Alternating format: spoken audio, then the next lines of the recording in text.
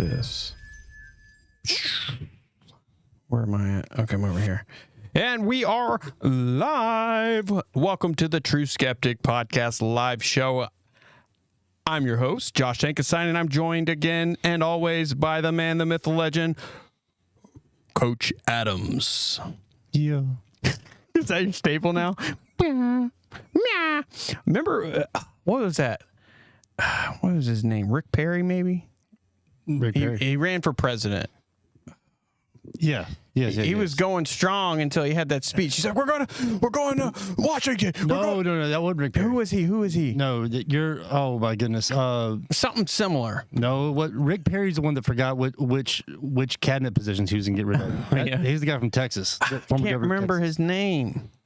Yeah, if you didn't. Yeah, hold on. Howard Dean. Howard Dean. Okay, we gotta play it. Play it. Yeah. Yes. That single-handedly ruined his entire presidency. He was such a Howard Dean. The heard around the world. Howard Dean speech. Fall from grace. Here it is. Oh, I love it. Okay, we gotta play it. You know something? If you had told us 1 year Have you seen the ago Dave we were gonna Chappelle come in third in Iowa, we would have given anything skit of for this? that. No. And you know something? Not only are we going to New Hampshire, Tom Harkin, we're going to South Carolina and Oklahoma and Arizona and North Dakota and New Mexico. We're going to California and Texas and New York. And we're going to South Dakota and Oregon and Washington and Michigan. And then we're going to Washington, D.C. to take back the White House.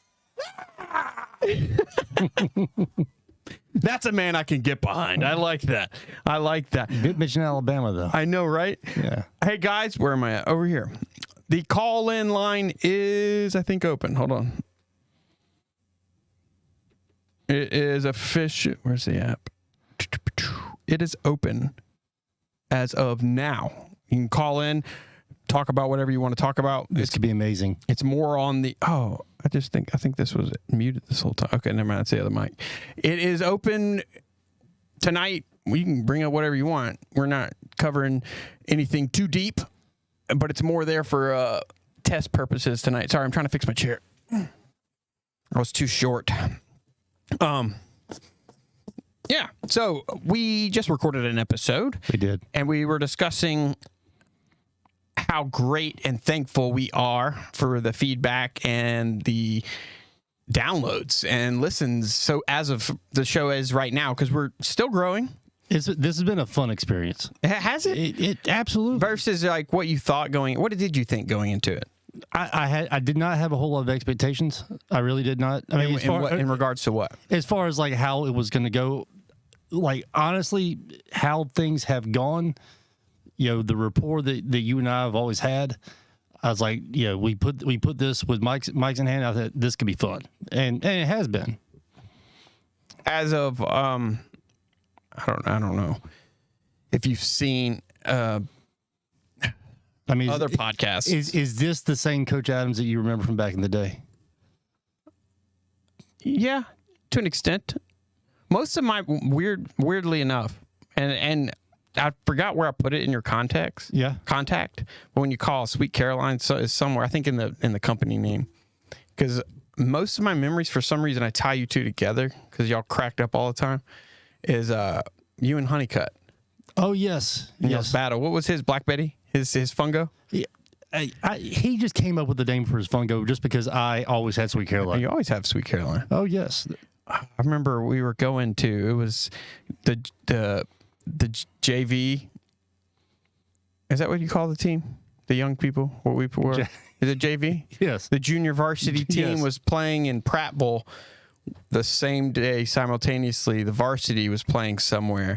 And I remember riding in the bus and we had like limited supplies. And he's like, you're sending us to Prattville and hitting with tissue boxes.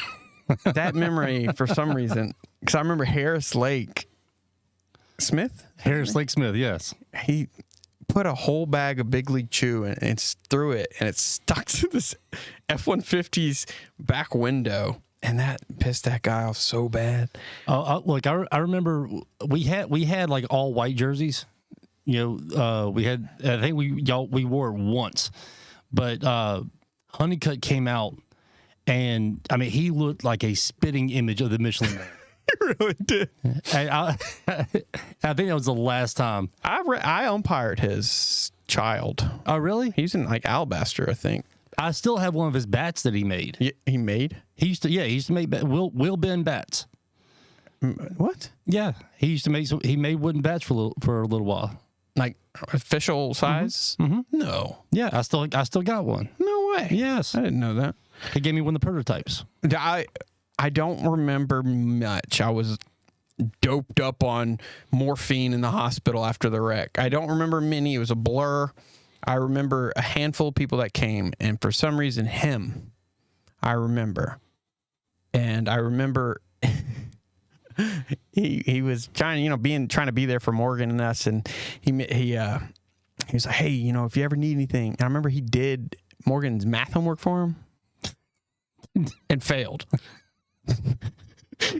But no, I thought he was a nice guy. I just remember that, and it cracked me up so much. And every time he saw Woo, the 529, yeah. Me and Woo didn't get like super close until 2013ish. Don't know why I was so specific with that, but we hung out a good bit back then. Man, Woo and I actually go back because his cousin and I were friends at Alabama. His cousin? Do I know his cousin? Yeah, I don't think you do. I don't think I do. But his cousin named Lucas, and actually in the friend group that helped that as to how I met Melanie, my wife, and when I first met Blake Woo,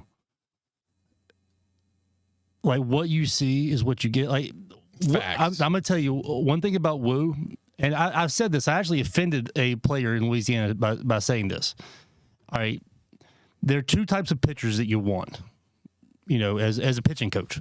You want extremely smart or Blake Woo. Woo.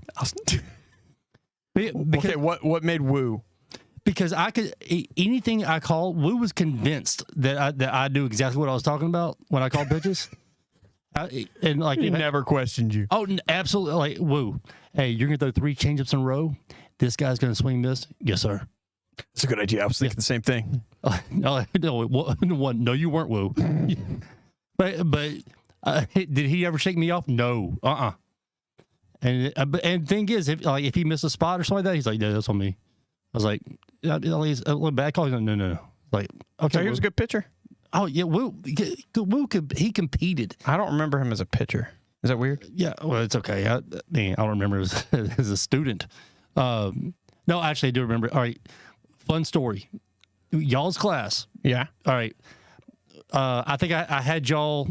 I mean, I told y'all different things because I had changed different subjects throughout the tenure that y'all were there. But I had y'all senior year teaching government economics. And I would put different versions of a test, all right, generated test on different rows. And Woo sat up there in the front. And the person to his left and to his right had a different test than he did. Woo sat up. Keep going. And no, even though he knew he had a different test. He thought you were bluffing? Like, no, he still would look over. I think he was in my class too. Probably. Oh no, I'm sorry. The best part, we were filling out the demographics for the ACT or something like that. Like before y'all took the ACT, and like the demographic you're putting your name and bubbling in the letters of your name, and he's still looking over at Zach Hilliard. Yeah, like checking, like maybe he has a better identity than me. So, oh yeah, I miss that kid. There's only one Woo. Yeah, there's only. He's one. a goofy dude. He is. Yeah. I need to reach out. I think he has a child now. I don't know. When's the last time you talked to him? His wedding. Oh, his wedding. Yes, his wedding, and right. I think I played golf. No. his wedding was after that. I played golf with he and Yance one time, and yeah, that was. I have a set of clubs that I've never used. So really, Keebs gave them to me. Do you swing left-handed clubs? Yeah, I've done both. This is how dumb I am. So we used to play. You know, I lived in my neighborhood consisted of me, Peyton Hallmark, Morgan Williamson, Thomas Strider, Jake Birdsong. That's a bad crew. Yeah, we used to have the Winchester games against the Yellow Leaf. We'd play them in like what's won a bunch of different competitions. What's it called? Olympics? Athlons or whatever. Oh, yeah. Decathlons or whatever. No, yeah. So they would always beat us in basketball and soccer. But anywho, we used to play golf. Like legitimately, it's equivalent to disc golf because we'd pick like that power box down at the cul-de-sac. I didn't have a left-handed set of clubs, so I'm swinging real golf balls in a neighborhood right-handed. Nice. Yeah. Didn't break anything. That's a miracle. That's positive. Yeah, it was a miracle. I don't know how it even happened, but I don't even know. But so anything we could talk about. Did you hear about the Pentagon releasing the fact that, hold on, let me go to screen capture. Yes, please do. Gotta bring this. Oop, wrong thing. Where is it? Hold on. Display capture. I can't read. Okay. Pentagon officially claims Alien Mothership could send ships to Earth in draft research paper. Officials at the Department of Defense claimed it is possible for aliens to send small probes to our solar system and even to Earth on missions similar to the ones conducted by NASA, according to a research report draft. The draft was written by Sean Kirkpatrick, the director of the Pentagon's All-Domain Anomaly Research Office. They think that around Saturn, there's a possible mothership or an anomaly, as they may say, that they think is not natural and is possibly a mothership. So I guess when I read into that, because if you put your tinfoil hat on and you're in that realm of conspiracy, I think if there is a push for one world government or like new world order, the last piece of the puzzle is to fake a alien invasion.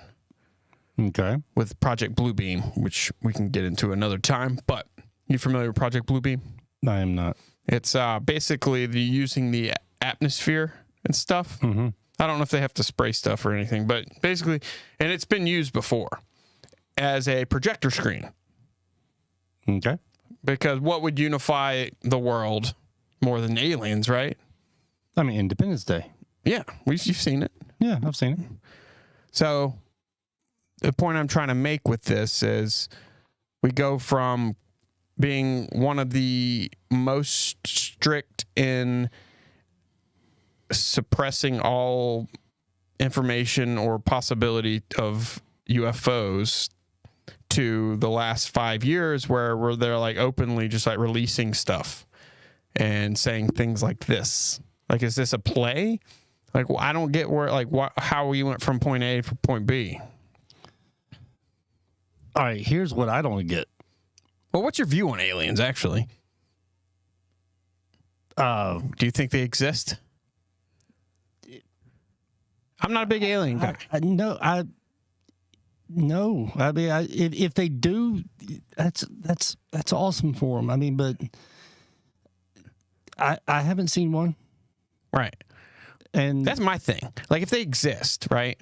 Let's just say they exist. Is this one race or one thing of aliens?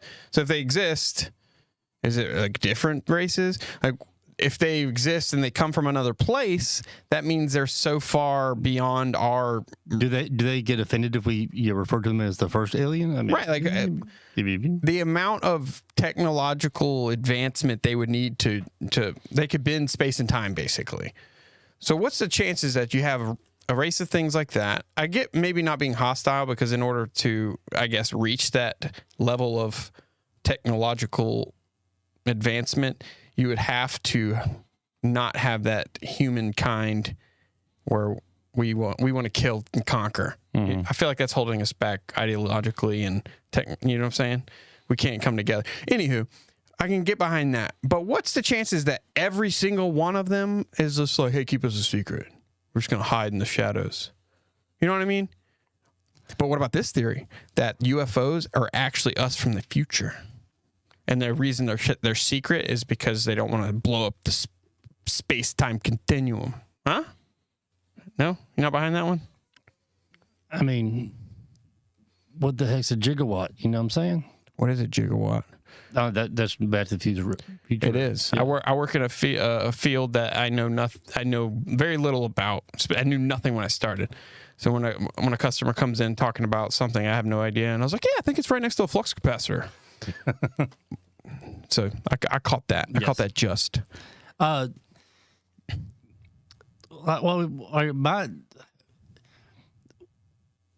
does one become an expert? Like, who does the hiring process for this? Like, for what? I mean, like, who's the person that came out with this from the Pentagon?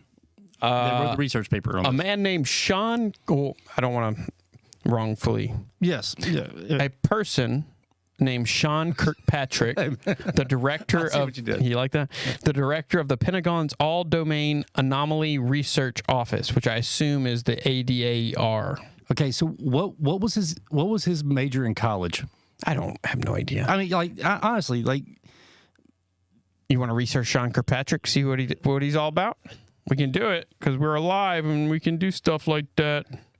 Let me click on Sean Kirkpatrick. Oh, not who I thought was going to be at all. This is not the guy I pictured when I pictured Sean Kirkpatrick.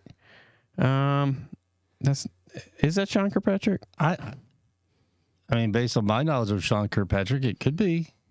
I remember him differently. Went to grade school together. But, yeah, apparently this is Sean Kirkpatrick. What do you think he majored in? I doubt we're going to have a Wikipedia on the ADARP guy. But, yeah, he released that. That's possible. I mean, in the hiring process, I mean, I don't think that I've seen, and perhaps I have not searched for that on Indeed or LinkedIn, you know? I don't know. I guess what I'm trying to say is like that was like on their like formal like press release. They're like, all right, what do we got today? Okay, we got Ukraine documents, which also leaked, by the way. I haven't looked into it, so I can't cover it. So I don't know why I brought it up. But that, and we got what else we got? Hey, you know Sean in the ADARP division, yeah, he wrote a research paper about a mothership. Definitely add that. You know what I'm saying? Like page one. Love it, dude. I love what you did there. It was nice. Yeah. And in no way am I picking your research paper to distract from the first thing I said, but I love what you did. You know what I mean? I mean, you think like that. So I can imagine that like 2 weeks ago, you had like the recurrence of the movie Office Space. Yeah, where Sean went in with the what were the guys' names in Office Space? I don't know. We're gonna find out. I don't know. The Bobs. Yeah, he went in with the Bobs. Say, Sean, what would you say you do here at the Pentagon?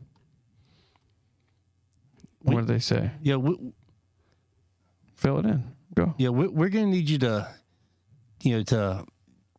kind of pick up some steam a little bit. Kind of warrant the idea that you still collect a paycheck. Yeah, you know, dude. I remember my first big boy job. On like literally on that topic, my first big boy job. So I quickly realized it was perfect for what it was because I got an IT degree. And the technical position was a help desk analyst, which is like the furthest thing from my actual what I did, and it was for a thrift company that had 26 stores, 7 states, 1,500 plus employees, and the IT department consisted of me and one other guy. So if anything had power or anything like that, we were in charge of fixing or, whatever. So like I did a lot, learned a lot. But a lot of things we had was our delivery driver or our pickup drivers. We had real quick. You weren't the actual guy that fixing things though, right? Sometimes. But you were the analyst. I didn't ever do that.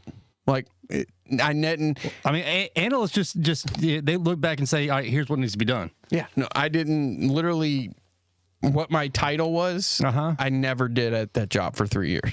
Okay, like not once. I developed an app. Okay, yeah, time tracking app. Yeah, but we had 2 forms of tracking. Like a stopwatch. No, it was okay. So you know how like the donation boxes.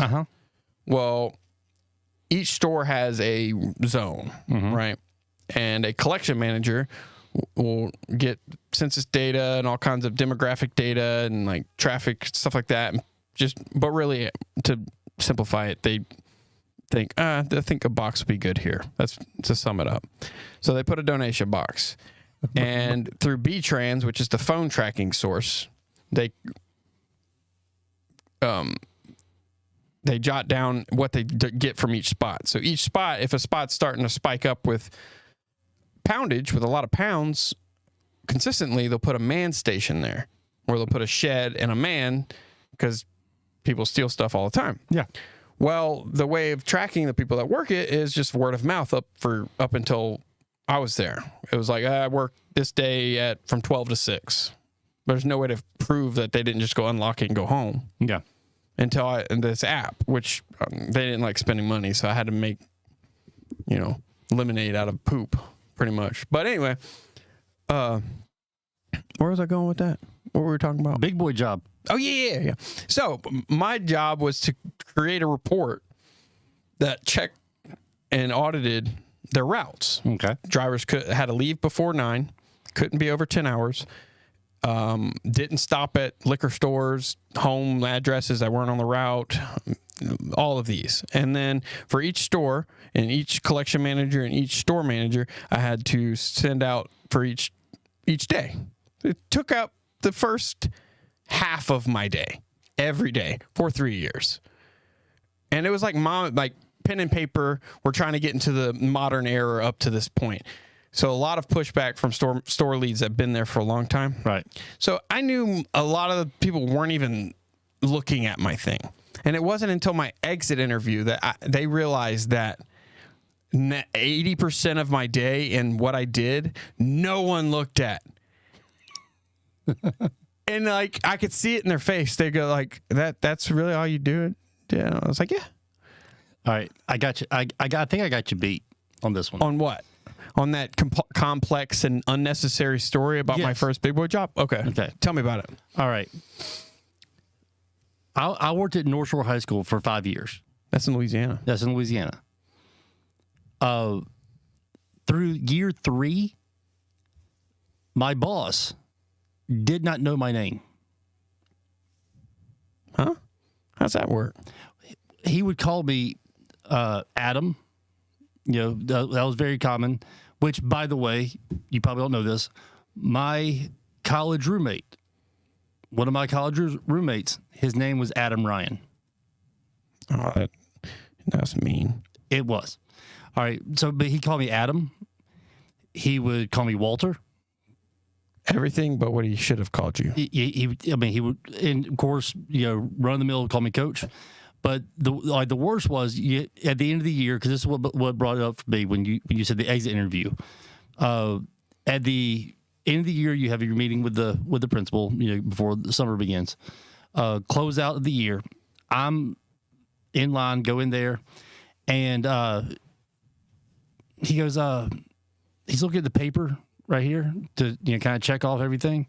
He goes, Adam, I can't seem to find your name on here. I was like, I'm right there at the top there, Doc.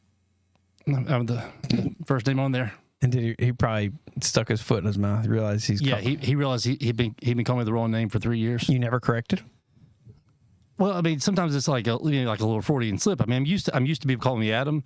The yearbook at North Shore, after year 2, students asked me after the yearbook came out if I had a twin. I was like, what are you talking about?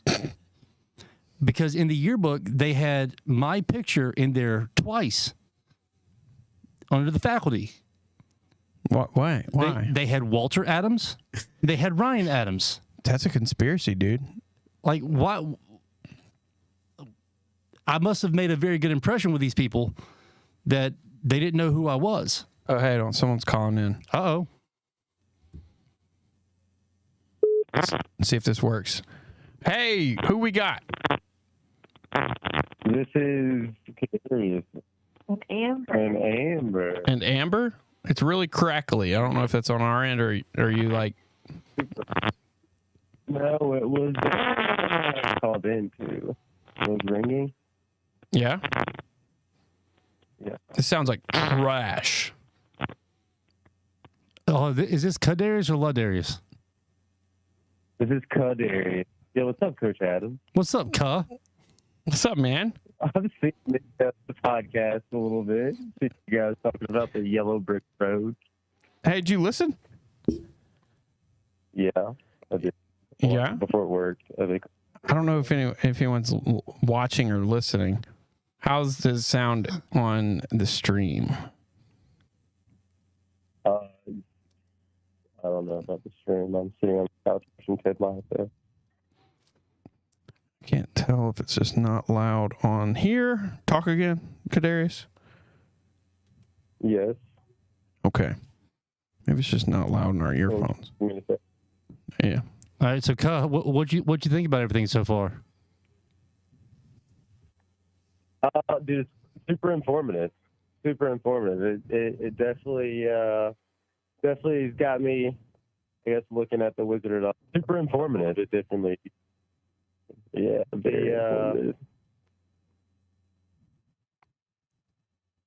Well, we hope to be informative. It's gotten better. Okay, cool. Kimber Hill. Oh, cool. Kimber. I realize where people's watching. I haven't even had YouTube up, and I'm like having 3 comments in here. All right. I don't know if it's the app. If it's the app, I'm scratching it and doing something else. Hey, Kadarius, call my phone number, and we'll see if it's that. You still have my phone number, right? I think so. Okay, no, I deleted that a long time ago. Yeah, call my phone number, and we'll see if it's the app. If it's the app, I'll scratch it, and I'll just do Skype or something. I'll just get a Skype number. Okay. That sounded like boo-boo. It did it not?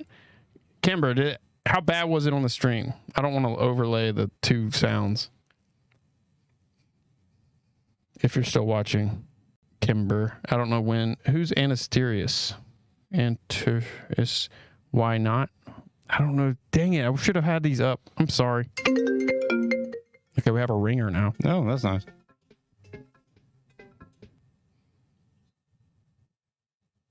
Pick the source. I forgot I had you way better. Much better. Definitely the app. Definitely the app. Yeah. When I called in, dude, super. Okay, Kimber, it got better the longer he talked. Okay. Is this way better, Kimber?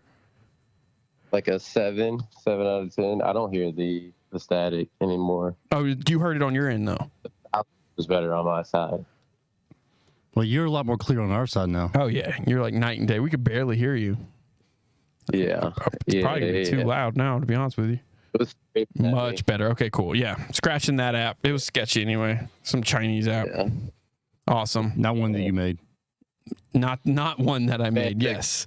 I didn't develop this one out of tissue boxes like Coach Honeycutt talked about. Kadarius, you need to come on the podcast. I caught him doing the same thing when I first set up all this stuff. And I'm talking about you. So I called Kadarius and he was talking about all this stuff. He went down a rabbit hole and I was like, oh snap, okay. So, I was there. So, Kyle, what are you up to now?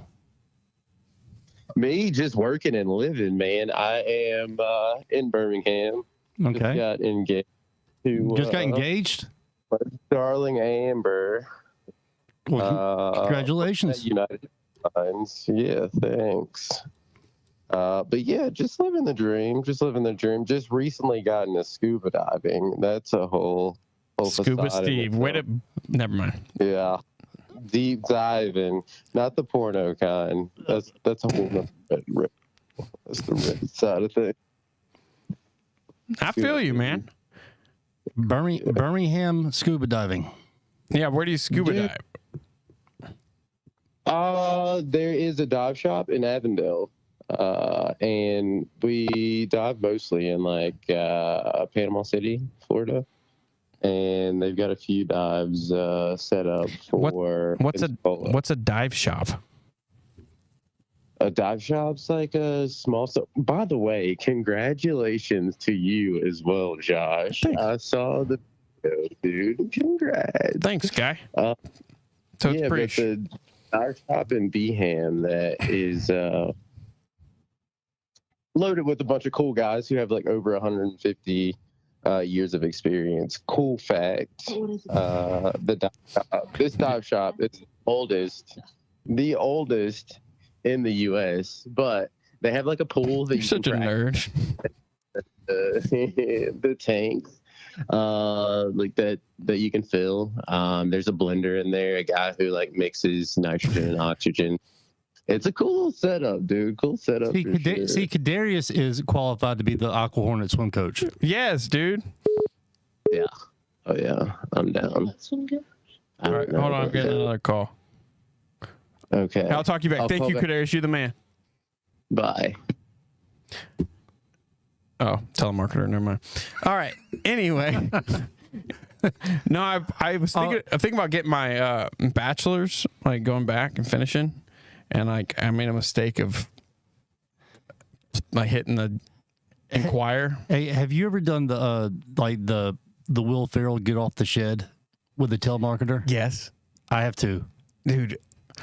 Hey, Brian, can you do me a favor and just get off the shed? Yeah, that's when Saturday Night Live used to actually be entertaining and funny. Oh yeah, I've on occasion. It depends on the mood, but you get that phone call like, look, I gotta have fun too. I usually don't ever answer. I normally don't, but sometimes sometimes I got to. I feel you. I mean, I feel like they call you more if you answer. They probably do. Probably torture you. They probably do. I mean, but still, all right, think about this, Josh. I spend 180 days a year talking to high school students. On occasion, I would like to have a conversation with someone else. I feel you. And sometimes a telemarketer is what I got. Yeah. And so I got to play it off. That makes a lot of sense. I mean, if not, then all I'm doing is answering, emails and stuff like that. Believe it or not, contrary to popular belief, I don't like talking that much, which blows my mind. What did I tell you when we were kind of critiquing everything from the first thing? When I said, even with work as an introvert, like it blows people's mind when at work, and I tell people, I'm like, yeah, I'm kind of like, I'm introverted and just kind of have social anxiety, and they're like, whatever, you're capping. Like, because when I say it's like I have to put on a persona, it's like it's either all or nothing. So I'm like cracking up on the life of work. Yeah, and it just blows people's mind. I mean, look, I've been said that I have like the resting angry face. I have the equivalent to yes, RBF. Yeah, I mean the people just think I'm always upset. I'm always in my head. Yeah, it's part of being an introvert. Yeah, I don't mean to look like that. I mean, and especially with me, because I have hearing loss, and when I'm out and about and it's like a lot of loud, I can't hear what people are saying, so I avoid conversation. But I'm content. I'm having fun. I'm people watching, doing what I do, but I have that face. So people are like, always like, dude, you okay? You look miserable. I'm like, oh, I'm perfectly fine. Yeah, I'm good. I do the high pitch voice too. And it's just, I don't even know. It's crazy. Look, and I've had, to maintain, because sometimes like the coach face, coach voice, it works out pretty well. I mean, I never saw myself as being someone that could be intimidating, but I guess I can use that. Yeah, I think I come off as intimidating, which I'm a little teddy bear. I think I'm the same way, and especially when students. Well, who's intimidating? Is it students? Because that might just be an authority thing. It could be. I mean, if it is me or they come into the class, like I tell them up front. I say, look, over the course of the time that you're gonna be with me, look, there's gonna be times where you walk down this hallway and you're gonna say bad things about me. There's gonna be times where that you're gonna go home and your parents are gonna think bad things about me, and you know what? That's okay. Yeah. You know why? Why? Because whatever you're thinking about me, there's a good chance I'm thinking the exact same thing about you. Makes it okay. Mic drop. Mic drop. But if you're thinking positive thoughts, you know what? So am I. I'm always positive. Yes, I'm. Everybody love everybody. That's my motto. I'm very reciprocal. Yeah. And give and take. That's right.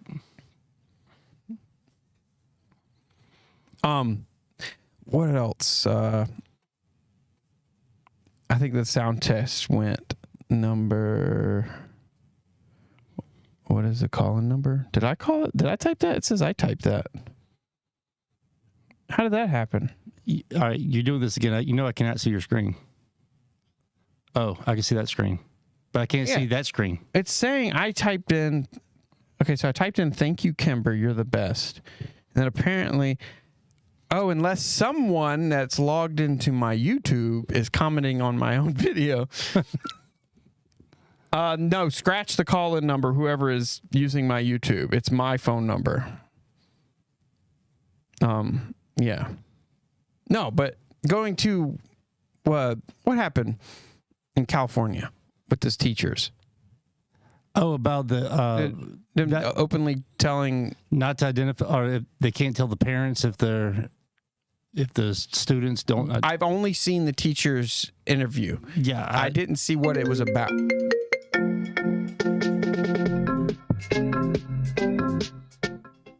We're mesmerized by a phone call. What is this? I don't know. Answer it. Hello. Oh. Hello. Who is this? Hello. Hi. Hey, this sounds better. Maybe it was Kadarius. This is on that call-in number. Okay. Hey, is this Lindsay? Am I live right now? Yeah. Wait, hang on. It's like it's delayed. Yeah, you can't listen to it and be. You gotta turn the volume down.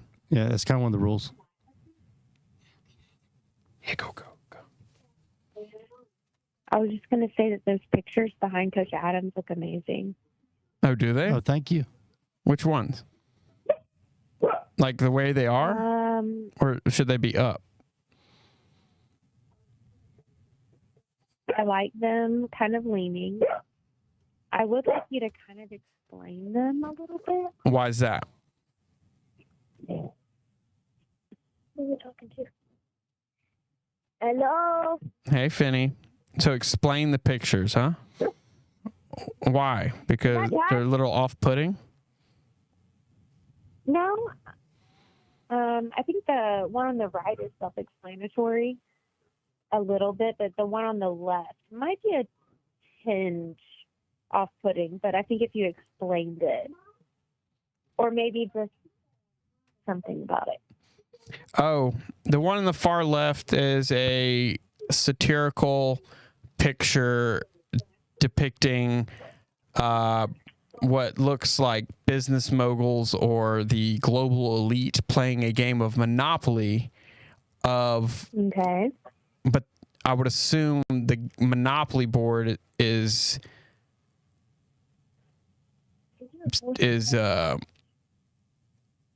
actually like real world society. So they're pulling the strings and making the decisions that affects the world and how it flows. That's just what I took from it. So if you look under the monopoly board, it's humans bending over and having it on their back. So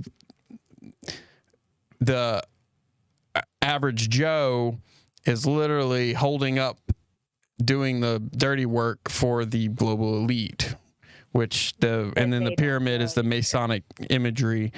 That's what I got from it. So if these things are leaning up against your wall, is this something that is representative of what you believe, or is this kind of like just thought-provoking? Thought-provoking. Everything I do is all to just make you think, because it's healthy and it's a necessity. Regardless of how much merit said thing might need to have, it should be required to think of something outside. Outside of your realm, as crazy as it might be. And another thing that I want to point out on there is the obvious bird drones at the very top. Yeah, we tacked into that before. What? I wonder what there's birds, but I didn't. Did you guys touch on bird drones? Because a lot of people have been asking about that lately, especially since you guys started that. Oh, well, we didn't do it on the live show. No, we didn't do it on the live show. We just recorded an episode and we talked about it. Yeah, about birds. I mean, I've been getting a lot of questions about it because of the recorded show, so maybe you guys should go into that. It's just a tidge. All right, what kind of questions have you been getting about the bird drone? Yeah, give us. That's what we want this call in for. We want you to ask questions.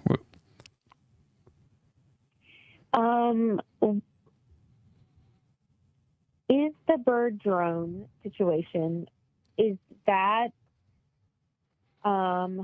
legitimate? Is there anything legitimate to pull from that, or is that just completely like left field conspiracy crazy? Okay, well what is without answering it, I want you to answer a question for me. Okay, so the theory goes that birds aren't real and they're really government drones, right? Have you ever held a bird? Have you ever seen a bird? Have you ever killed a bird? Yes, I have. Was it a drone? It was not a drone. Okay.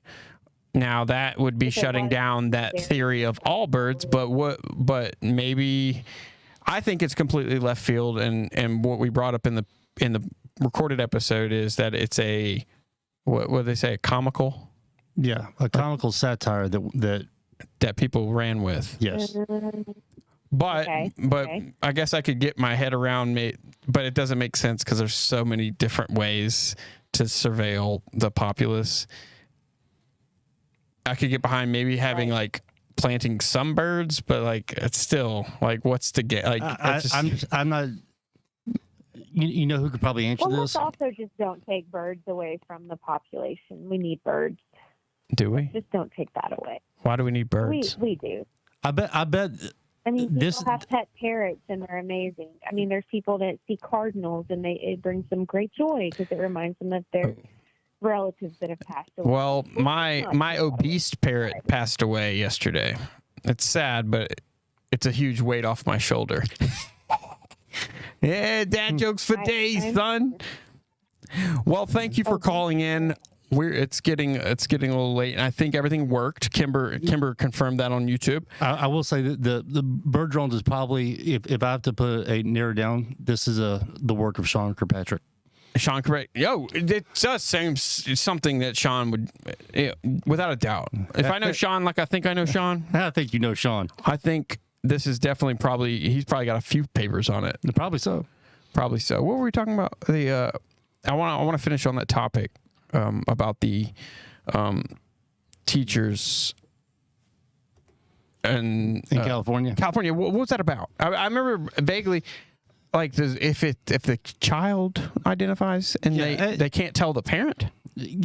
Something to that effect, and my knowledge about that is it came across the screen, that type of deal, because I don't focus in on news that's not Bluey, you know. Yeah. I mean, in my household, but which Bluey, by the way, is a great show. But all right, I hold no offense to anyone as to that realm. I don't. Yeah, I don't. They're human beings, and I love them for. Yeah, I get it. I'm on the same realm. Yeah.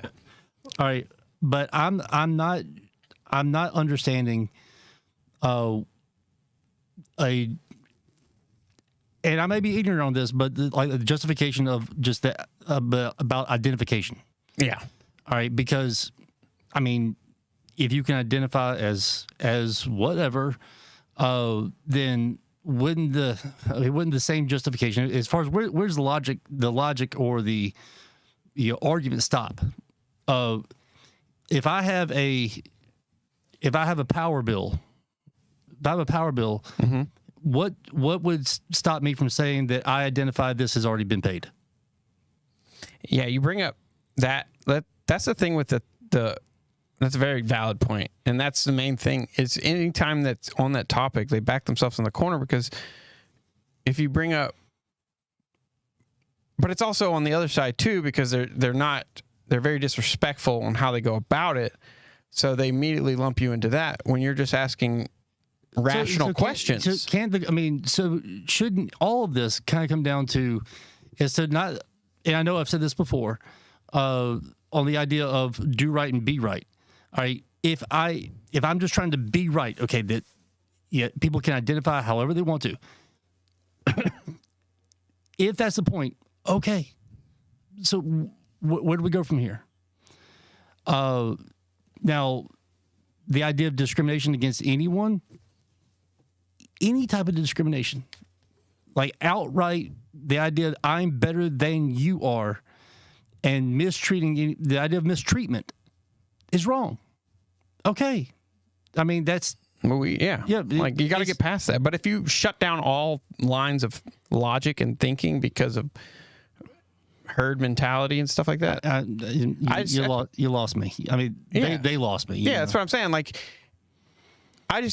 you can do what you want. I respect you and love you as a human, as a child of God. I respect you. But like, when things have to change my daily life and vocabulary and stuff, and changes are being made that affects less than 1% of the population, like, when does that ever fly? If then it's not a narrative driven. I mean, look, I give out nicknames. I always have. My son. It's getting hard nowadays, isn't it? Yeah, no, not for me. I meant like if you adapted to that, you wouldn't know what to call people. I call my son Tug. Yeah, because when he was born, he was huge. He was a tugboat. He was tugboat, and he got taller, so it got shortened down to Tug. All right. Now, for me, I think the idea of having a nickname is cool. All right. It's a term of endearment. I never had a cool nickname. It's Hank. You had one. I don't want to say it. No, I'm kidding. I never. I was going to say, what? Wait, what? That's news to me. No, they're taking parents out of everything, and rightfully so. They're getting irate. Like, have you ever had parents irate at you? I have. Can you tell any juicy stories? You can leave out deets. No, I mean, I'm not going to name names because I forgot. Yeah, don't name names because I forgot the names. But one of my, as long as I've been teaching, certainly like within the realm, are controversial topics can be brought up. And you know me, I don't try to sway to believe one way or the other. I could care less as to how students believe or their parents believe as far as which side of the political aisle they are on. And I have never been identified correctly as to whether or not I am truly conservative or truly liberal or moderate. I am who I am. Do you intentionally keep that close to the vest? Absolutely. Because why is that? Because how I think is how I think. Now, if you want to know how I think, I'll tell you. But if you're asking my opinion on something, I will give you my opinion on it. But if you're telling me that what I'm saying is opinion, I'm not trying to make as to like an educational doctrine. Right. Okay. So, which I had been early in my career accused of. Mm-hmm. And I got this long diatribe of how I tried to brainwash the students of Chelsea. That all I try to do is manipulate their minds, how I am unfair, how I'm biased. How long ago was it? This is 2007, 8, something like that. All right. My response, thanks. Appreciate it. Their response, of course, they wanted to. Hey, wait a minute, you got to. Yeah, they wanted a electronic verbal battle. They came back and they wanted to let me know that they were going to the Board of Education. Isn't it crazy? Well, I've had you before as a student. My response on that one? What's that? I gave them the address. Oh, dang, I was going to hope you give names, but yeah. No, I gave them the address because I did not want them to get lost. Because please, do not threaten me with me being able to go get a job that's going to pay me more. Don't do that. Right. Please, Hammer. Give me the excuse. Yeah, please, Hammer, do not hurt me. Give me the excuse. I mean, I don't see a whole lot of people knocking down the door to become educators. Yeah. So now, my belief in this, and because I do not want to kind of toot my own horn or anything, but if I am not in the best interest of kids, they need to get rid of me. Right. That's what it always should be, because in education it should be, period, the end. And this goes California, Alabama, Maine, wherever we want to talk about. Hands across America. Education should be in doing what is in the best interest of students. And yeah, not only the best interest for the students, but the best interest for the students to help them grow moving forward. Exactly. Which I don't think is pressed enough in education. It's not. That's a much longer conversation. Correct. To have, and we need to write that down to bring up at a later point in time. But I mean, you go back to the grassroots of everything, and was I going to convince in an email that parent?